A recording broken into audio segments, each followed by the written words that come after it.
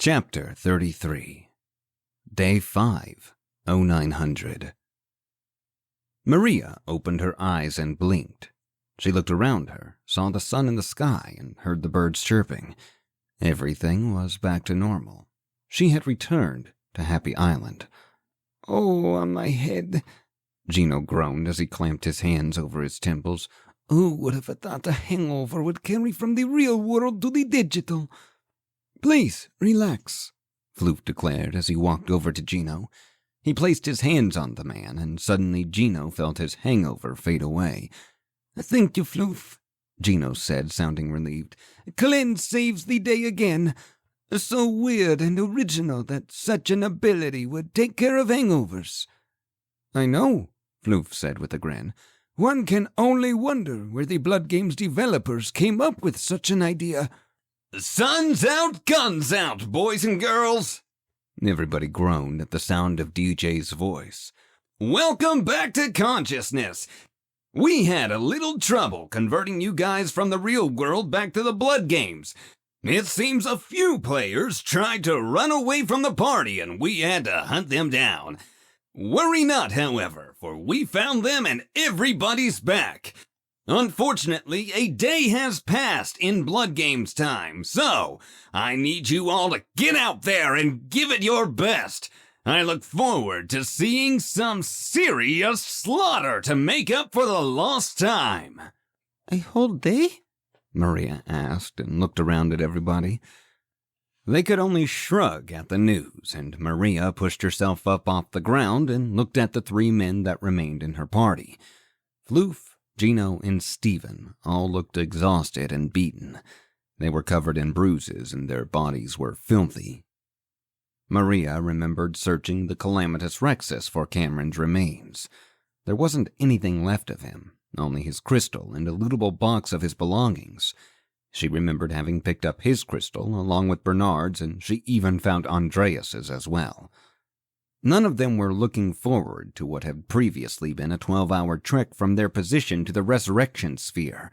That was before the danger zones, before the dinosaurs. Maria had no idea what to expect on the journey back to the sphere. All she knew was that the place was dangerous beyond belief. As the four of them began to walk, Maria couldn't help but reflect on the ominous words that had been presented to her by Lyle, the rogue employee of Farseer Tech. She wondered if the man was completely crazy or if his thoughts on what the Bloodgames really were had any merit. There was nothing she could do about it either way. She couldn't just give up because there was a possibility that there was some kind of crazy conspiracy going on. No, she had to keep going. She had to keep fighting, and she had to get Cameron and the others back. Cameron opened his eyes, took a breath of the black world that surrounded him. He gasped and looked around, trying to find something, anything. He saw infinite nothing in all directions, felt nothing, and heard nothing. "Hello?" He called out, hoping someone would answer. Is anyone there?" Nobody replied. He was alone. He was afraid. Was this all there was after death? Just him? Just him and his thoughts forever? Cameron tried to walk, and as he stepped, the darkness seemed to ripple like water underfoot. He looked down at the gleaming nothingness, and for a moment he caught a reflection of himself in it. It was intriguing. He couldn't remember the last time he saw himself. He stared for a moment, and the reflection faded as the rippling ceased. "You did a good job, buddy," Grizzly's voice suddenly echoed throughout the darkness. "I'm proud of you." "Grizzly?" Cameron called out, his own voice reverberating through the void. "Is this it? Am I dead?" "Yeah," Grizzly somberly replied. "But you went out like a real hero. Boy, you should hear your fans. They're losing their shit." "So, what do I do?" Cameron asked. What is this place, Grizzly?" "It's where you wait." Grizzly answered. For whatever happens next. What happens next? All I know is your body will be destroyed. Grizzly said with a sigh. You don't wake up from this game unless you win. I mean, your friends are trying to get to the sphere to revive you, but that area's a mess. The storm's closing in. Those that are left are fighting against the danger zone monsters and amongst themselves. It's getting pretty intense. Cameron looked around again and let out a sigh. I didn't want this. I wanted to build a new world. I wanted to bring Amanda back. Looks like I fucked up again. Don't be hard on yourself, kid. Grizzly tried to comfort him. Happy Island ain't made for surviving. It's made for dying. Maybe you're better off. I always thought you were too good for that place anyway. I'm sorry for failing you, Grizzly, Cameron replied. I know my success is what puts food on your table. I still have a job, kid. Grizzly snorted. And there's 1,000 more people dropping in 2 days. Maybe I'll get lucky again. Maybe, Cameron smirked. Anyway, Grizzly sighed. You take care of yourself. I have one final kindness for you. Stand by. Day 5, 1,300 hours. Back! Floof boomed. Back, I say! He dashed his ethereal shield against one of the skeleton's heads, cracking the bone and knocking the monster backward. Stephen was busy raising walls and swinging his hammer to protect himself and the others from the undead horde clattering towards them. Jesus Christ, there's so many of them! Maria shouted, her minigun firing nonstop. Keep funneling them into Stephen! Gino barreled through the group, roaring as he ran. His axe swung through their spines, creating a path of bone everywhere he ran. We got this! He shouted. They're easy! Maria clenched her teeth and did not let off the trigger of her weapon. She was ready for this day to be over. A brilliant light flashed in front of Cameron. He raised his hands to shield his eyes and, for a moment, was blinded. As his vision slowly returned, however, he looked down and saw a young girl staring up at him. Amanda! Cameron gasped as he darted forward and scooped up the blue-eyed child. Tears filled his eyes and he squeezed her tight, gently sobbing into her shoulder. I'm sorry. I'm so sorry, baby. Cameron? Amanda exclaimed with a surprised tone. I guess you died too. Cameron's heart hurt at the fact that she didn't recognize him. He pulled away from her and looked into her eyes. He saw himself. He saw Sarah. After gently brushing a strand from her face, he nodded. Yeah, I died. He whispered. Don't you know who I am? Amanda looked at him and shook her head. An expression of concern was plastered on her face. She was uncomfortable and she was afraid. Do you have any memories at all? He asked. No, Amanda admitted. I didn't know there was life before this. There was, honey, Cameron said as he remembered she was a gatherer. With that class, she most likely only had 1 point of intelligence.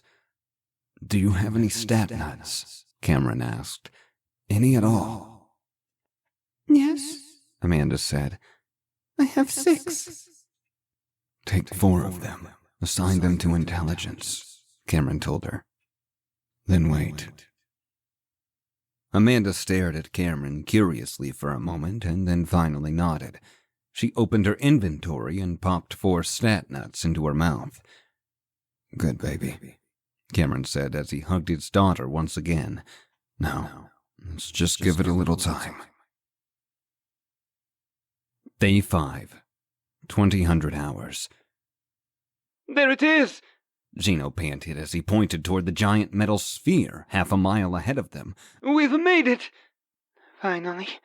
Maria groaned. It's about damn time. The group was covered in blood, bits of bone, fur, scales, and many other strange materials. The fighting had been intense. The number of slain monsters was immense.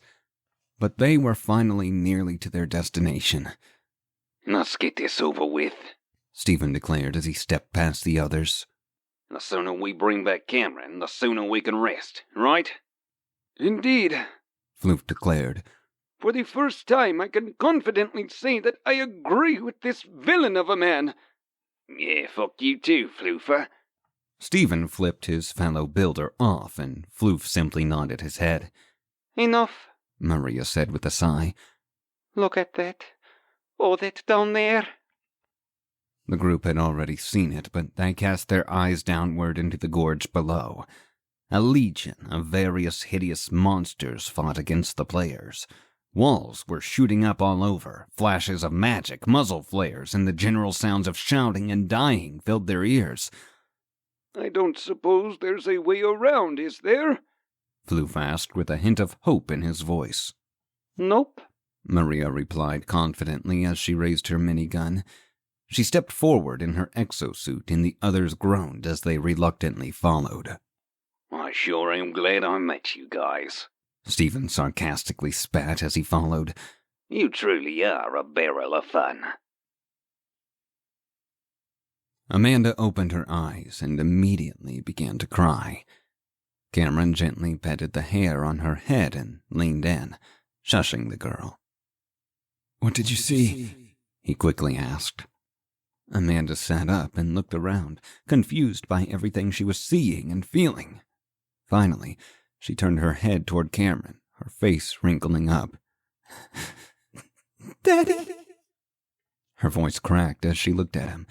She had spent nearly all of her time on Happy Island alone, scared, cold, and in a constant state of fighting. The girl had decided that there was no hope, nobody coming for her, and that she could only trust herself.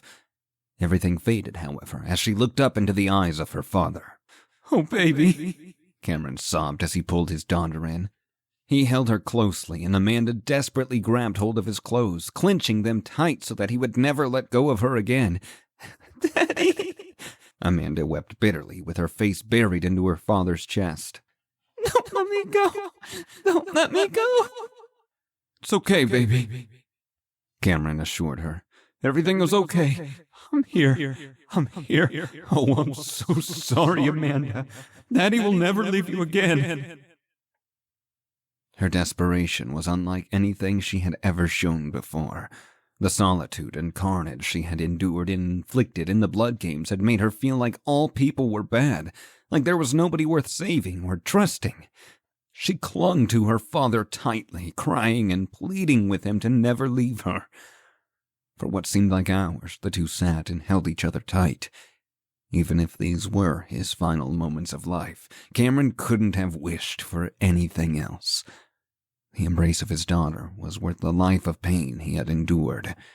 He leaned down and planted a kiss on top of her head. I love you. Day 5, 2,200 hours. Inside! Maria shouted as the four of them dismounted their exosuits. Come on, hurry! Their feet touched the ground, and Maria raised her gigantic rifle as she charged through the main entrance of the resurrection sphere. Maria remembered it from when she and Floof had brought back Gino. She led the others forward with Floof at her side. Up the stairs, she yelled. Almost there! Their boots clattered against the steel stairs as they ascended. After climbing 2 flights, Maria made a 90-degree turn and they arrived at a supercomputer-looking machine. She ran up to the machine and opened her inventory. Quickly, she grabbed Cameron, Bernard, and Andreas's crystals and stuck them into the slot. The machine suddenly whirred to life and she stepped back. We did it! She laughed as she knelt over and caught her breath. We did it, guys! Cameron felt his body suddenly begin to tingle. It reminded him of the feeling of his arm going to sleep, but widespread. Revival sequence initiated. He looked down at his daughter, and fear filled his eyes. "Listen to me, baby," Cameron nearly shouted. I'm going away for a minute, but don't worry. I'll bring you with me. No, Daddy. Amanda pleaded. Please don't leave me again. It'll only be for a moment, honey, Cameron promised. I will bring you back as soon as I get there. Do you understand? Daddy will never leave you behind. I love you more than anything, Amanda. Be strong just a little bit longer. Amanda closed her eyes, but finally nodded her head. I love you too, Daddy, She said. Please don't forget me.